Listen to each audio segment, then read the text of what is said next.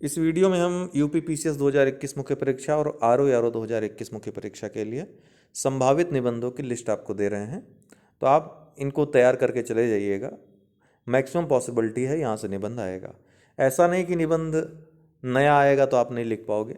इतनी तैयारी की है आपने, जीएस पढ़ा है, अपना वैकल्पिक विषय पढ़ा है, इतने दिन न्यूज़, करंट अफेयर्स, तमाम चीज़ें पढ़ रहे हैं। ऐसा नहीं कि आप लिख नहीं पाओगे। लेकिन एक होता है नज़र, अगर किसी निबंध पे आप अच्छे तरीके से फेर कर जा रहे हैं, डाल कर जा रहे हैं, उसमें से अच्छे जो व्यूज़ हैं, अच्छे तथ्य हैं जो आपके माइंड में रह जाते हैं। अगर निबंध आप पढ़ रहे हो, कोई जैसे इसी टॉपिक पढ़ा आपने, तो एकाएक हो सकता है कि परीक्षा में आपको कुछ याद ना आए ऐसी चीज़। लेकिन आपने अगर निबंध पढ़ा, एक दो बार देख लिया है ना, रीडिंग कर ली है, तो आपको बहुत सारी चीज़ें याद रहेंगी। बस उनको आपको लिखना होगा, पिरोना होगा अपने वाक्यों में। तो इसलिए निबंध ये सब देख कर जाइएगा। ऐसा नहीं है, मैंने ऐसे टॉपिक्स आपको बताए हैं जो बहुत सारे अन्य टॉपिक्स अगर नए भी आते हैं निबंध में तो उनको भी कवर कर देंगे। इसलिए भी ये महत्वपूर्ण हो जाता है। तो आइए देख लेते हैं। दोनों ही परीक्षाओं में आपको पता है कि 3 खंड होते हैं। तीनों खंडों में 3-3 सेगमेंट्स में कुल 9 निबंध पूछे जाते हैं आपसे, और हर खंड से केवल एक निबंध आपको लिखना होता है। तो खंड जो क है आपका, उसमें 3 टॉप जो सेगमेंट हैं, साहित्य व संस्कृति, सामाजिक क्षेत्र और राजनीतिक क्षेत्र। इसमें जो महत्वपूर्ण और अति संभावित निबंध हैं, पहला साहित्य समाज का दर्पण है। साहित्य और समाज, साहित्य समाज का साहचर्य, ये किसी भी रूप में पूछा जा सकता है। तो साहित्य समाज का दर्पण है। भारतीय संस्कृति विश्व के लिए एक प्रेरणा, खासकर वर्तमान समय का यहाँ पर पूरा जिक्र आप करेंगे। विश्व के लिए एक प्रेरणा कैसे पुरातन समय में रही है और वर्तमान में क्या भूमिका है, ये सब दिखाना है।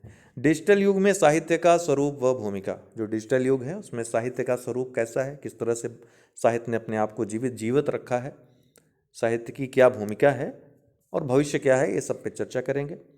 सामाजिक क्षेत्र, इसमें ढेर सारे उदाहरण आपको देने होंगे। ध्यान रखिए, अगर इसको लिखते हैं तो यहाँ पे उदाहरणों की, खासकर वर्तमान परिदृश्य में तमाम केस स्टडी की ज़रूरत रहेगी आपको। इसलिए निबंध कभी भी जब चुनिएगा जो ज्वलंत मुद्दों को उठाती है, खासकर वर्तमान समय के, तो फिर आपको वहाँ पे अपनी बातों को साबित करने के लिए बहुत सारे तथ्य चाहिए होते हैं। तो तथ्य हों तभी ऐसे निबंध को चुनें, अन्यथा पहला दूसरा सही है। सामाजिक क्षेत्र, ऑनलाइन शिक्षा, क्रांति या चुनौती। ऑनलाइन शिक्षा वर्तमान आपको पता है कि क्रांति के रूप में देखी जा रही है, लेकिन चुनौतियाँ भी इसके साथ साथ, ठीक है, इसमें चुनौतियाँ भी हैं। जाना चाहिए इस दिशा में, जा रहे हैं लोग इस दिशा में, क्यों? क्योंकि बाढ़ है, समुद्र है, कोई भी तूफान में कहीं भी जा सकता है। तो ये चुनौतियां हैं। क्रांति किस तरह से हो, चुनौती किस तरह से हो, समाधान क्या है, उस परिप्रेक्ष्य में साइबर सुरक्षा ज्वलंत, और आने वाले समय के लिए भी ज्वलंत निबंध रहेगा। इसको हमेशा के लिए तैयार रखिए आप, साइबर सुरक्षा को। ये एक बड़ी चुनौती है। और आज डिजिटल इंडिया की हम बात करते हैं, डिजिटलाइजेशन की बात करते हैं, ई गवर्नेंस की बात करते हैं, तो सबसे बड़ा अगर व्यवधान अगर उत्पन्न करता है इस मामले में तो साइबर सुरक्षा, साइबर मुद्दे ही हैं। तो उनको किस तरह से समाधान किया जा सकता है, क्या टेक्नोलॉजी का इस्तेमाल किया जा सकता है, नई नई टेक्नोलॉजीज़ क्या आई हैं, साइबर डोम आदि का जो केरल पुलिस यूज़ करती है, सबका यहाँ पर जिक्र कर सकते हो। अब अच्छे अंक मिलेंगे अगर फैक्ट अच्छे हैं आपके पास। तो कोविड-19 भारतीय समाज पर प्रभाव, कोरोना जो आया भारतीय समाज पे क्या इफेक्ट पड़ा, भारतीय समाज का क्या स्वरूप देखने को मिला, तो वो सब आपको यहाँ पे देखना है। यहाँ पे महिलाओं पर जो हिंसा के मामले सामने आए हैं, इन सब चीज़ों का विशेष जिक्र रहेगा, आप देखिएगा उसको। भारतीय महिलाओं की दशा और दिशा, महिला सशक्तिकरण के मुद्दे जो हैं वो इसमें पूरे आ जाएंगे। इसी को भारतीय महिलाओं की दशा या दिशा समझिए, या महिला सशक्तिकरण व भारत, या भारतीय परिदृश्य में महिला सशक्तिकरण, इसमें तमाम तथ्य आंकड़ों के साथ अपनी बातों को आप साबित करते जाओगे। बहुत अच्छा निबंध रहता है ये, नंबर बहुत मिलते हैं इसमें। जनसंख्या नियंत्रण एक आवश्यकता, उत्तर प्रदेश का विशेष संदर्भ इसमें दीजिएगा। वर्तमान में जो विधि आयोग ने उत्तर प्रदेश में जो ड्राफ्ट दिया है उसका यहाँ पर जिक्र जरूर करेंगे आप। राजनीतिक क्षेत्र में देखें तो एक देश एक चुनाव, प्रासंगिकता व चुनौतियाँ, समान नागरिक संहिता। समान नागरिक संहिता वर्तमान दौर में बहुत ज़्यादा इस पर बहस चल रही है। इसमें आपका हिजाब वाला मुद्दा भी आ जाएगा, और आपका जो 21 वर्ष से 18 वर्ष से 21 वर्ष करने वाली जो विवाह की उम्र है, वो सारे मुद्दे भी आ जाएंगे, ज्वलंत मुद्दे हैं। लोकतंत्र व उसका भविष्य, ये बहुत अच्छा टॉपिक है, आपको बचा लेगा ये। लोकतंत्र में अगर लिखते हैं तो बहुत सारे मुद्दे हैं, बहुत सारी चीज़ें इसमें लिखने के लिए। आतंकवाद व भारत, बहुत दिन हो गए आतंकवाद पे निबंध है, इसलिए इसकी ज़्यादा उम्मीद है। खासकर अफगानिस्तान के बाद जो स्थिति पैदा हुई है, तो भारत के लिए क्या चुनौती हो सकती हैं, क्या संभावनाएं हो सकते हैं, ये सभी चीज़ें इसमें आ जाएंगी। तो आतंकवाद व भारत जरूर आप देखिएगा, कश्मीर आदि में। इसमें वैश्विक और भारत में जो आतंकवाद है, इन दोनों का जिक्र करेंगे और दोनों के अगेंस्ट भारत की क्या रणनीति है, ठीक है। तमाम जो ऑपरेशन चले, ऑपरेशन ऑल आउट वगैरह, सब इसमें जिक्र होगा उसका। तो थोड़ा सा पढ़ना जरूरी है, आप अगर नहीं पढ़कर जाते हैं तो उतना अच्छा नहीं लिख पाएंगे। खंड ख में जो पहला टॉपिक है, विज्ञान पर्यावरण प्रौद्योगिकी। कोविड वैक्सीन भारत की भूमिका क्या रही, आपको पता है, लेकिन उसको अच्छे से लिखना है। इसमें भी तथ्यों की जरूरत है, तमाम दवाइयों के नाम आपको और उनके जो निर्माता हैं उनका नाम देखना पड़ेगा। WHO की भूमिका देखनी पड़ेगी। पर्यावरण प्रदूषण व जलवायु परिवर्तन, ये दोनों अलग से पूछे जा सकते हैं, एक में भी गूंथे जा सकते हैं, पर्यावरण प्रदूषण और जलवायु परिवर्तन। नवीकरणीय ऊर्जा, भारत बनेगा विश्व गुरु।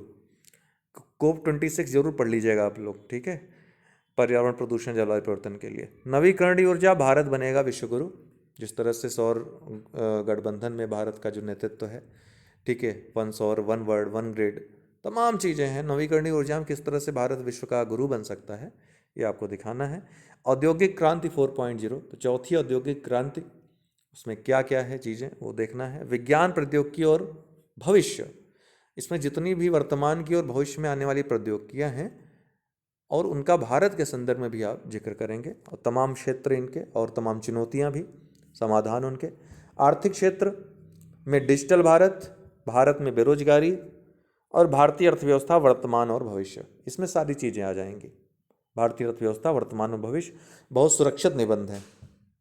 तमाम योजनाएं परियोजनाएं उनको गिना सकते हैं, PM गतिशक्ति हुआ, NIP हुआ, ठीक, AMP हुआ, ANP हुआ, ठीक है, और एग्रीकल्चर इंफ्रास्ट्रक्चर परियोजना है वो हो गई, PM गतिशक्ति हो गया, बजटीय जो प्रावधान, बहुत सारी चीज़ें इसमें आप गिना सकते हो। भारतीय अर्थव्यवस्था, आत्मनिर्भर भारत है, ठीक है, स्वास्थ्य पे जो व्यय बढ़ रहा है, ये सब सारी चीज़ें, आत्मनिर्भरता, रक्षा आत्मनिर्भरता, विभिन्न क्षेत्रों में आत्मनिर्भरता। भारतीय अर्थव्यवस्था वर्तमान व भविष्य, बहुत ही सुरक्षित निबंध है। इसमें बहुत सारी चीज़ें आप कोविड को भी दिखा सकते हो, उसके इम्पैक्ट को दिखा सकते हो। अच्छा मैटर आपको मतलब सोचने को मिल जाएगा इसमें। कृषि, उद्योग एवं व्यापार, भारतीय कृषि व किसान समस्या व समाधान, इसमें सारी चीज़ें आ जाएंगी। इसमें कृषि कानून भी, उनकी रद्दीकरण, सब कुछ इसमें सारे मुद्दे समाहित हैं। इसको तैयार कर लीजिएगा इसी टॉपिक के अंतर्गत। फिर खंड ग में राष्ट्रीय व अंतर्राष्ट्रीय घटनाक्रम में भारत का पड़ोसी देशों से संबंध, अंतर्राष्ट्रीय, खासकर चाइना पाकिस्तान के संदर्भ में, अंतर्राष्ट्रीय परिदृश्य में भारत का बढ़ता कद, तमाम जो G7 हो गया या जो संयुक्त राष्ट्र सुरक्षा परिषद में जो समर्थन मिला है भारत को, वो सब देखते हुए। ओलंपिक में भारत वर्तमान और क्या भविष्य की रणनीति है, नीति आयोग का क्या भूमिका, इसमें नीति आयोग ने क्या लक्ष्य रखा है, ओलंपिक पोडियम जो प्रोग्राम चलाया गया था उसका क्या लाभ मिला है, आगे आने वाले समय में कितना हमारी तैयारी है, ठीक है। ये देखते हुए कि बड़े जो देश हैं, चाइना हो गया, USA हो गया, ब्रिटेन हो गया, जापान हो गया, इनका बड़ा बेहतरीन प्रदर्शन रहा है। भारत इतनी बड़ी अर्थव्यवस्था होते हुए प्रदर्शन उसका नहीं रहा है, युवाओं की इतनी संख्या है फिर भी नहीं रहा है, तो क्या पीछे उसके कमियां रही हैं। जैसे कि हमारा ये स्लोगन ही गलत है जो बचपन से दिया जा रहा है, खेलोगे कूदोगे तो होगे खराब। तो ये खराब वर्ड जो है माइंड में कहीं ना कहीं स्टोर हो जाता है बच्चों के, तो खेल की तरफ कम उनका भय रहता है कि खेलेंगे तो खराब ही होंगे। भले ही उनका मन खेलने में लगता है, लेकिन उनके मन मस्तिष्क में ये रहता है, नहीं ये बस टाइम पास है, अपन का जो है ज़्यादा समय जो है पढ़ाई में जाना चाहिए, ठीक। और जब तक वो पढ़ाई करते करते बड़े होते हैं तो खेलने लायक नहीं रह जाते, मतलब तब वो स्थिति नहीं रह जाती कि वो फिर खेल की तरफ जा करके वो प्रतिभा दिखा पाएँ, एक दो अपवादों को छोड़ करके। पद्म पुरस्कार चर्चा में रहे, तमाम जो ऐसे लोगों को दिए गए जो जिनको लोग जानते भी नहीं थे, बहुत ही निचले तबके से आते थे, बहुत उत्कृष्ट कार्य कर रहे थे, तो पद्म पुरस्कार चर्चा में रहे। इस संदर्भ में भी निबंध पूछा जा सकता है। प्राकृतिक आपदाएं, भूस्खलन, भूकंप, बाढ़, सूखा आदि। भारत में आपदा प्रबंधन पढ़ लीजिए। इस टॉपिक को तैयार कर लेंगे तो कोई भी सूखा पूछे, बाढ़ पूछे, भूकंप पूछे, सब उसमें निपट जाएगा। तो इस भारत में आपदा प्रबंधन अच्छे से तैयार कर लीजिए 1000 वर्ष में। ठीक है। राष्ट्रीय विकास योजना व परियोजनाएं। आज़ादी का अमृत महोत्सव बहुत ही महत्वपूर्ण, अभी आया भी है जीआईसी वाले में, है ना। तो आज़ादी, ये मैंने कल लिखा था, लेकिन मैंने देखा जीआईसी वाले पेपर में आया भी है ये। आज़ादी का अमृत महोत्सव, आत्मनिर्भर भारत, मनरेगा एक वरदान, पीएम गति शक्ति योजना, प्रधानमंत्री गति शक्ति योजना, ये 4 चीज़ें आपको देखनी है।